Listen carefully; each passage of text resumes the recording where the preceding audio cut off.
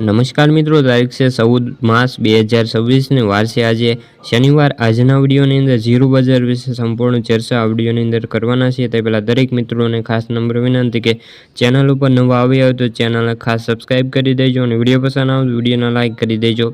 તો મિત્રો, જીરું બજારની વાત કરીએ તો ગુજરાતમાં હવે આજે જીરુંની આવકો એક દિવસની અંદર જે 35,000 બોરીની આવકો જોવા મળી છે અને હવે જો આવકો ભાવ સ્ટેબલ રહે જ્યાં સુધી આવકો વધવાની શક્યતાઓ નથી।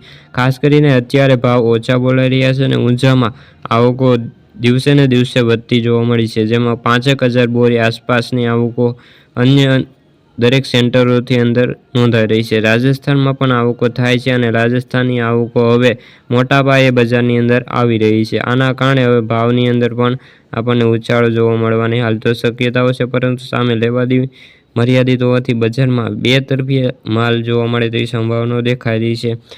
જીરુના વેપારીઓ કહે છે કે વર્તમાન સમયમાં બજારમાં કોઈ મોટી મૂવમેન્ટ નથી અને આગામી દિવસોની અંદર વેપારો કેવા થાય છે તેના ઉપર બજારનો આધાર રહેલો છે। ઓલ ઓવર અત્યારે જીરુનું સ્ટેબલ જોવા મળી રહી છે ગતિ। ખાસ કરીને બેન્ચમાર્ક વાયદો 75 રૂપિયાથી ઘટીને 22,105ની સપાટીએ બોલાઈ રહ્યો છે।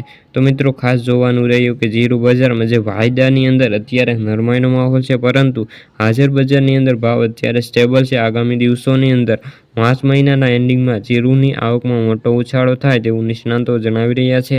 તો મિત્રો, ખાસ જોવાનું રહ્યું છે કે માર્ચ મહિનાની અંદર શું જીરુના ભાવ 6,000 પ્લસ બોલાય છે કે નહીં। તો મિત્રો, આજના વિડીયોમાં બસ આટલું જ। જો વિડીયો ગમે તો વિડીયોને લાઇક અને સબસ્ક્રાઈબ કરી દેજો।